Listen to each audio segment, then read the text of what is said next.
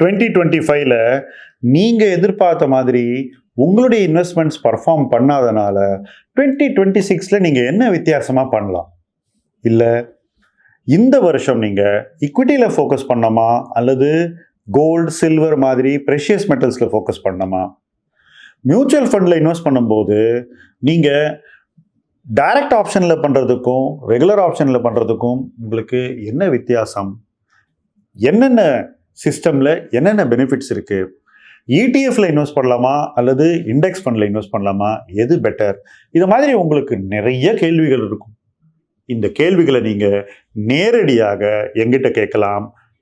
Milestones to வெல்த்தினுடைய AMA என்று சொல்லக்கூடிய ask milestones to wealth எனிதிங்ன்ற ஹெல்ப்லைன் மூலமாக. அந்த ஹெல்ப்லைனுக்கான ஃபார்ம் இந்த வீடியோவில் டிஸ்கிரிப்ஷனில் இருக்குது. நீங்கள் அந்த ஃபார்மை ஃபில்அப் பண்ணிங்கன்னா நேரடியாக என்கிட்ட உங்களுடைய கேள்விகளை தாராளமாக கேட்கலாம். உங்கள் பர்சனல் ஃபைனான்ஸை அடுத்த லெவலுக்கு நிச்சயமாக கொண்டு போகலாம். இலக்கு 1 கோடி உங்கள் லைஃப்குள்ளேயும் வரலாம். வாருங்கள். காப்பி அடித்து ஈஸியாக ஜெயிச்சிடலாம். இது இன்னைக்கு பங்குச்சந்தையில் இருக்கக்கூடிய ஒரு பரவலான மனநிலை. உதாரணத்துக்கு யார் என்ன ஷேர் வாங்குறாங்கன்னு தெரிஞ்சுக்கிட்டா போதும், அதை நம்ம அப்படியே வாங்கி காசு பார்த்துடலாம். பெயர்களை தெரிஞ்சுக்கிட்டா போதும். எல்லாருமே இதானே நினைக்கிறாங்க. சரி, அடுத்த கட்டம் எந்த மியூச்சுவல் ஃபண்டை யார் வாங்குறாங்கன்னு தெரிஞ்சா போதும், அந்த மியூச்சுவல் ஃபண்டை அப்படியே நம்ம நேரடியாக போய் வாங்கி காசு பார்த்துடலாம். இந்த மனநிலையை நான் பங்குச்சந்தைக்கு வந்த நாள்லேருந்து பார்த்துக்கிட்டு இருக்கேன். கிட்டத்தட்ட 36 வருஷமா பார்த்துட்டு இருக்கேன். காப்பி அடித்தவன் எத்தனை பேர் ஜெயிச்சிருக்கான் அப்படின்னு பார்த்தீங்கன்னா ரொம்ப குறைவான நபர்கள் தான். இது ஏன் அப்படின்னாக்கா, ஒருத்தர் என்ன வாங்குறாருன்னு ஈஸியாக தெரிஞ்சுக்கலாம். ஆனால் அதை எப்படி வாங்குறாரு, எவ்வளவு வாங்குறாரு, எப்படி தன்னுடைய கன்விக்ஷனை மேனேஜ் பண்ணுறாரு, எப்போ விற்கணுன்ற முடிவு அவருக்கு எப்படி வருது, எப்படி விற்கிறாரு, எப்படி வெளியேறாரு, இது அத்தனையும் காப்பி அடித்து வராத விஷயங்கள். இதை கண்டே பிடிக்க முடியாது. நான் கூட வேடிக்கையாக சொல்வேன், என்னுடைய நட்பு வட்டத்தில் ஒருத்தர் நான் என்ன வாங்கிட்டு இருக்கேன் அப்படிங்கிறத என்னை விட பெட்டராக தெரிஞ்சு வச்சிருக்கேன். அதான் நான் அவரை பார்க்கும்போதெல்லாம் கேட்பேன், என்ன பாஸ் நான் இன்னைக்கு என்ன வாங்கினேன் எனக்கே தெரியாது, உங்களை கேட்டு தான் தெரிஞ்சுக்கணும் அப்படின்னு. இதெல்லாம் ஒரு முதலீட்டு வாழ்க்கையில் வெற்றிக்கான இன்கிரீடியன்ட் இல்லைங்க. இந்த ஸ்கில் நிச்சயமாக வெற்றியை கொடுக்காது. அதுவும் ஒருவன் அடைய வேண்டிய வெற்றியை கொடுக்காது. மேபி சிறு வெற்றிகளை கொடுக்கும், ஸ்மால் விக்டரிஸ் அப்படின்னு நம்ம இதை சொல்லுவோம். பட் நாம ஆடுற ஆட்டம் பிக் விக்டரிக்கு.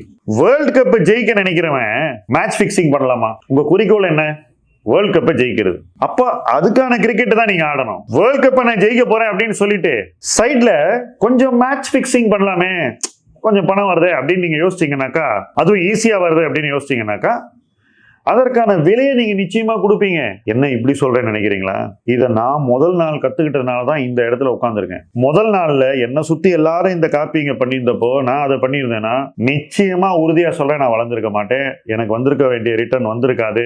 நான் அடைந்திருக்கக்கூடிய இந்த வளர்ச்சி கிடைத்திருக்காது. அந்த உளவியலே வேற. நான் கூட சொல்லுவேன், building something is one thing, stealing it is another. ஒரு விஷயத்தை பெருசா உருவாக்க நினைக்கிற ஒரு போர்ட்ஃபோலியோவை அது நம்முடைய சொந்த முயற்சியினாலேயோ அல்லது தார்மீக ரீதியாக நாம் வரவழைத்த இன்புட்ஸ்னாலேயோ உருவாக வேண்டும். ஒரு சாஃப்ட்வேர் இருக்கா, அந்த சாஃப்ட்வேரை சப்ஸ்கிரைப் பண்ணி தான் யூஸ் பண்ணணும். திருட்டுத்தனமா யூஸ் பண்ணக்கூடாது. Simple principle.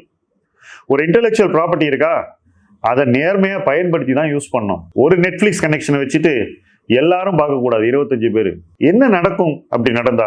எல்லாரும் பண்ணிக்கிட்டு தானே இருந்தாங்க. நீங்க கேட்கலாம், எல்லாரும் பண்ணா கூட இன்டெலெக்சுவல் ப்ராப்பர்ட்டியை கிரியேட் பண்றவங்க அதை பாதுகாப்பாங்க. அந்த ப்ராப்பர்ட்டியை எப்படி பாதுகாக்கணும்ன்றது அவங்களுக்கு தெரியும். அப்ப அவங்க தங்களுடைய ப்ராப்பர்ட்டியை பாதுகாக்க வரும்போது ஒரு பாயிண்ட்ல உங்களுக்கு அந்த கதவு சாத்தப்படும். உங்களால் அதை அவ்வளவு நல்லா பண்ணவும் முடியாது. ஸோ எப்படி நீங்க இன்வெஸ்ட்மெண்ட் வேர்ல்ட்ல சக்சீட் ஆகணுங்கிறத நீங்க தான் முடிவெடுக்கணும். காப்பி அடிச்சு சைடு கார் அப்படின்னு ஒரு விஷயத்த சொல்லுவோம். இன்னொருத்தர் வாங்குறதே அப்படியே வாங்கி சைடு கார் பண்ணி இதெல்லாம் செஞ்சு யாருமே பெரிய சக்சஸ்ஃபுல்லா ஆகவே முடியாது. இதெல்லாம் ஸ்மால் திங்கிங்கினுடைய அடிப்படை வெளிப்பாடு. என்னை பொறுத்த வரைக்கும் முதல் நாள்லேருந்து இன்னை வரைக்கும் நான் இந்த அப்ரோச்சை தெளிவாக ஃபாலோ பண்ணுறேன். என்னை சுத்தி பல பேர் பல விஷயங்களை செய்யறாங்க. ஆனா அவங்களுக்கு ஏன் எனக்கு கிடைச்சது கிடைக்கல அப்படின்னு நீங்க கேட்டீங்கன்னா இதுதான் அடிப்படை காரணம். என்னோட ஸ்டாக் ஐடியா கொண்டு போய் வேற இடத்துல பிரசன்ட் பண்ணலாம், பட் உலகத்துக்கே தெரியும்ல அது உங்களுக்கு இல்லைன்னு. இந்த மாதிரியான விஷயங்களை எல்லாம் லைஃப்ல பண்ணவே கூடாது அப்படிங்கிறது என்னுடைய personal belief. If you are not honest and straight forward in your work in investing you will never achieve high success. இதை நான் எழுதி கொடுக்குறேன். அடுத்தவர்களுடைய இன்டெலெக்சுவல் ப்ராப்பர்ட்டி எடுத்து நாம குளிர்காயணும்னு நினைச்சோம்னாக்கா நிச்சயமாக நம்மளால அந்த இன்டெலெக்சுவல் ப்ராப்பர்ட்டியை கூட ஒழுங்கா ஹேண்டில் பண்ண முடியாது.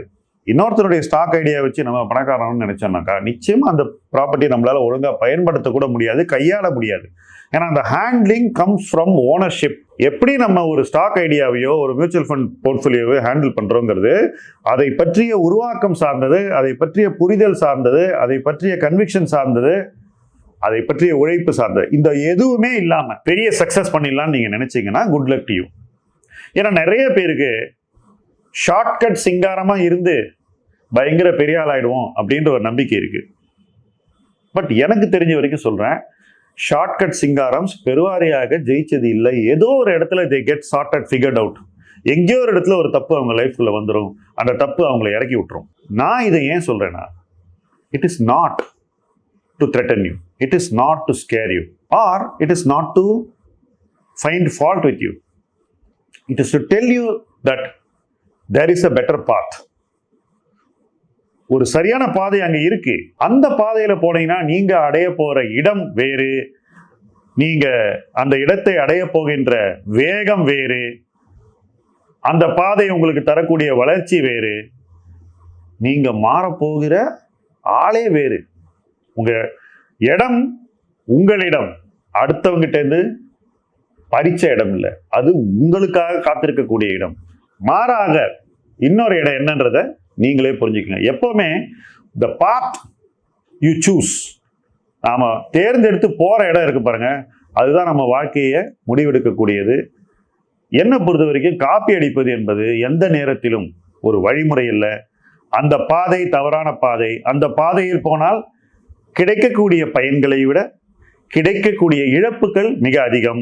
நாம சேர வேண்டிய இடத்தை விட மிகவும் குறைவான ஒரு இடத்தை தான் சென்றடைவோம். அதுதான் என்னுடைய மிகப்பெரிய கவலை. அந்த கவலை தான் இந்த காணொளியின் பின்னணி.